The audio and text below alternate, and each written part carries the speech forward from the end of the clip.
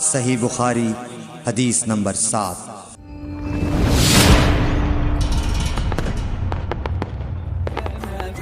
سلام عليك يا رسول سلام عليك يا حبيب سلام عليك صلوات الله عليك۔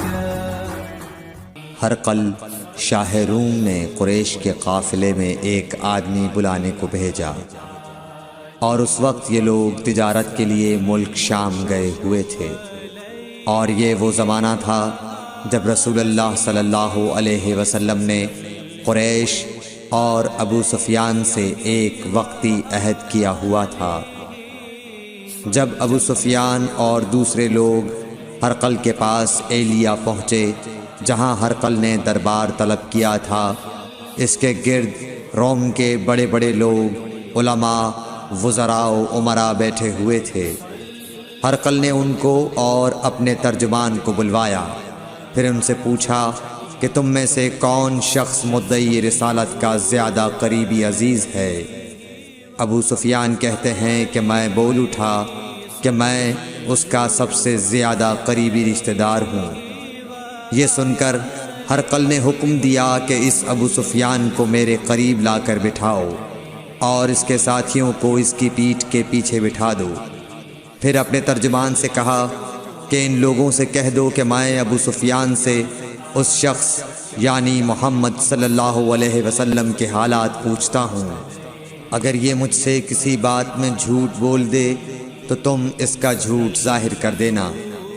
ابو سفیان کا قول ہے کہ خدا کی قسم اگر مجھے یہ غیرت نہ آتی کہ یہ لوگ مجھ کو جھٹلائیں گے تو میں آپ صلی اللہ علیہ وسلم کی نسبت ضرور غلط گوئی سے کام لیتا۔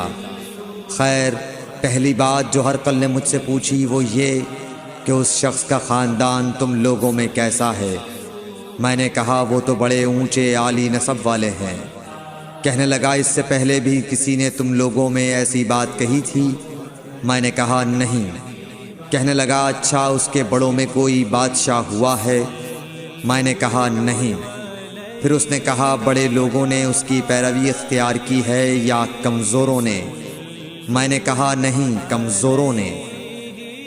پھر کہنے لگا اس کے تابعدار روز بڑھتے جاتے ہیں یا کوئی ساتھی پھر بھی جاتا ہے؟ میں نے کہا نہیں۔ کہنے لگا کیا اپنے اس دعوی نبوت سے پہلے کبھی کسی بھی موقع پر اس نے جھوٹ بولا ہے؟ میں نے کہا نہیں، اور اب ہماری اس سے صلح کی ایک مقررہ مدت ٹھہری ہوئی ہے، معلوم نہیں وہ اس میں کیا کرنے والا ہے۔ ابو سفیان کہتے ہیں میں اس بات کے سوا اور کوئی جھوٹ اس گفتگو میں شامل نہ کر سکا۔ ہرقل نے کہا کیا تمہاری اس سے کبھی لڑائی بھی ہوئی ہے؟ ہم نے کہا کہ ہاں۔ بولا پھر تمہاری اور اس کی جنگ کا کیا حال ہوتا ہے؟ میں نے کہا لڑائی ڈول کی طرح ہے، کبھی وہ ہم سے میدان جنگ جیت لیتے ہیں اور کبھی ہم ان سے جیت لیتے ہیں۔ ہرقل نے پوچھا وہ تمہیں کس بات کا حکم دیتا ہے؟ میں نے کہا وہ کہتا ہے کہ صرف ایک اللہ ہی کی عبادت کرو، اس کا کسی کو شریک نہ بناؤ، اور اپنے باپ دادا کی شرک کی باتیں چھوڑ دو، اور ہمیں نماز پڑھنے، سچ بولنے، پرہیزگاری اور صلہ رحمی کا حکم دیتا ہے۔ یہ سب سن کر پھر ہرقل نے اپنے ترجمان سے کہا کہ ابو سفیان سے کہہ دے کہ میں نے تم سے اس کا نسب پوچھا تو تم نے کہا کہ وہ ہم سے عالی نسب ہے، اور پیغمبر اپنی قوم میں عالی نسب ہی بھیجے جایا کرتے ہیں۔ میں نے تم سے پوچھا کہ دعوی نبوت کی یہ بات تمہارے اندر اس سے پہلے کسی اور نے بھی کہی تھی؟ تو تم نے جواب دیا کہ نہیں۔ تب میں نے اپنے دل میں کہا کہ اگر یہ بات اس سے پہلے کسی اور نے کہی ہوتی تو میں سمجھتا کہ اس شخص نے بھی اسی بات کی تقلید کی ہے جو پہلے کہی جا چکی ہے۔ میں نے تم سے پوچھا کہ اس کے بڑوں میں کوئی بادشاہ بھی گزرا ہے؟ تو تم نے کہا کہ نہیں۔ تو میں نے دل میں کہا کہ ان کے بزرگوں میں سے کوئی بادشاہ ہوا ہوگا تو کہہ دوں گا کہ وہ شخص اس بہانے اپنے آباء و اجداد کی بادشاہت اور ان کا ملک دوبارہ حاصل کرنا چاہتا ہے۔ اور میں نے تم سے پوچھا کہ اس بات کے کہنے یعنی پیغمبری کا دعویٰ کرنے سے پہلے تم نے کبھی اس کو دروغ گوئی کا الزام لگایا ہے؟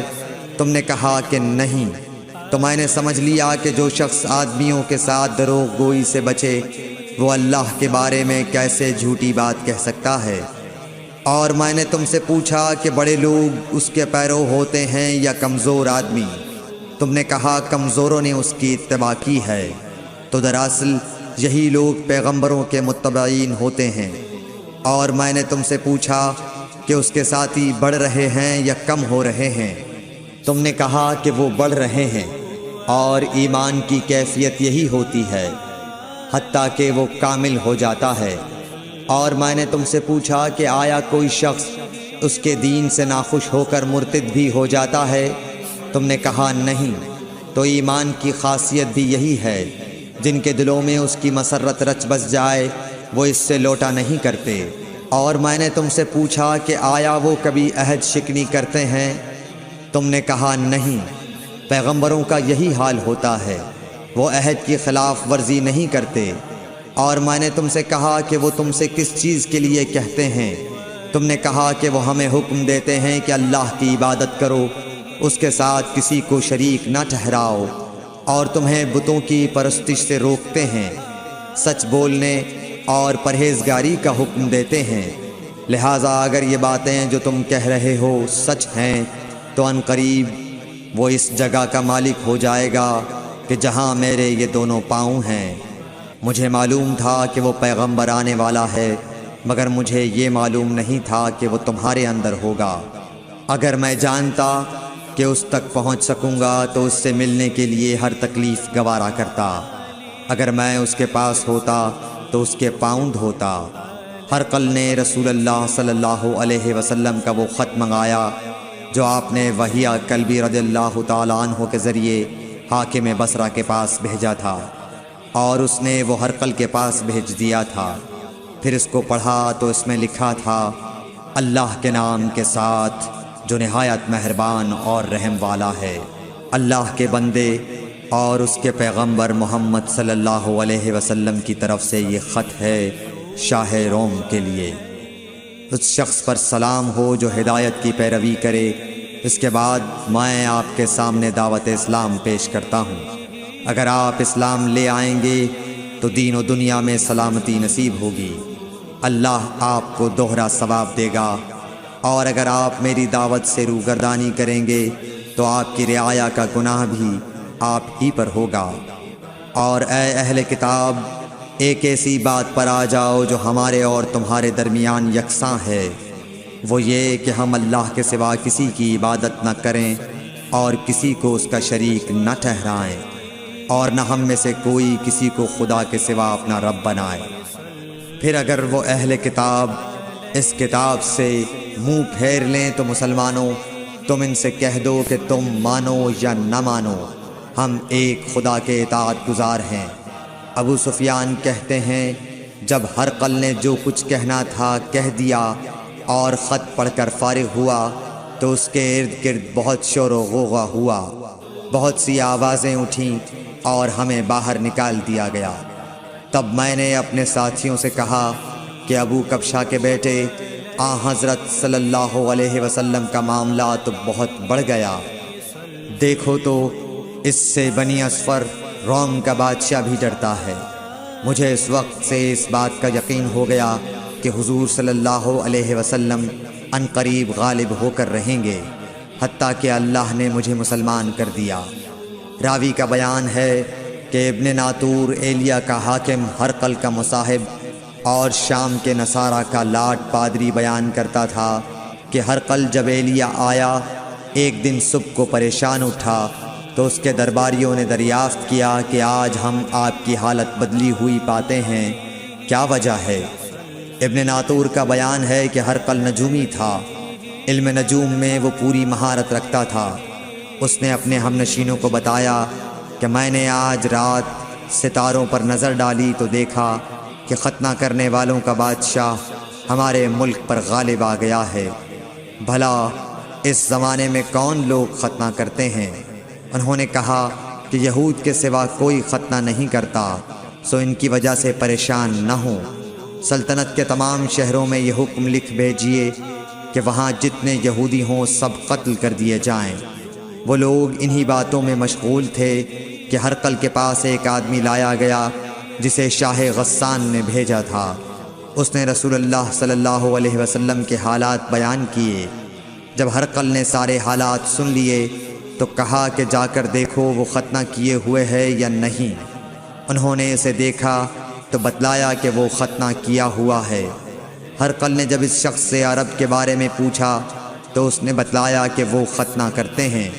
تب ہرقل نے کہا کہ یہی محمد صلی اللہ علیہ وسلم اس امت کے بادشاہ ہیں جو پیدا ہو چکے ہیں۔ پھر اس نے اپنے ایک دوست کو رومیہ خط لکھا اور وہ بھی علم نجوم میں ہرقل کی طرح ماہر تھا۔ پھر وہاں سے ہرقل حمص چلا گیا۔ ابھی حمص سے نکلا نہیں تھا کہ اس کے دوست کا خط اس کے جواب میں آ گیا۔ اس کی رائے بھی حضور صلی اللہ علیہ وسلم کے ظہور کے بارے میں ہرقل کے موافق تھی کہ محمد صلی اللہ علیہ وسلم واقعی پیغمبر ہیں۔ اس کے بعد ہرقل نے روم کے بڑے آدمیوں کو اپنے حمص کے محل میں طلب کیا اور اس کے حکم سے محل کے دروازے بند کر لیے گئے۔ پھر وہ اپنے خاص محل سے باہر آیا اور کہا، اے روم والو، کیا ہدایت اور کامیابی میں کچھ حصہ تمہارے لیے بھی ہے؟ اگر تم اپنی سلطنت کی بقا چاہتے ہو تو پھر اس نبی صلی اللہ علیہ وسلم کی بیعت کر لو اور مسلمان ہو جاؤ۔ یہ سننا تھا کہ پھر لوگ وحشی گدھوں کی طرح دروازوں کی طرف دوڑے مگر انہیں بند پایا۔ آخر جب ہرقل نے اس بات سے ان کی یہ نفرت دیکھی اور ان کے ایمان لانے سے مایوس ہو گیا تو کہنے لگا کہ ان لوگوں کو میرے پاس لاؤ۔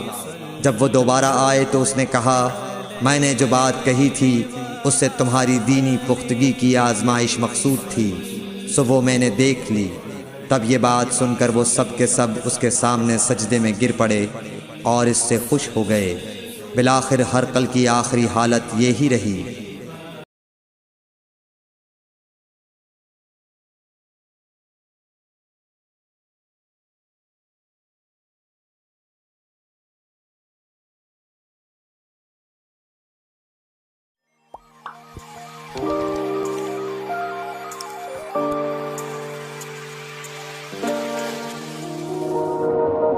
صحیح بخاری حدیث نمبر 5۔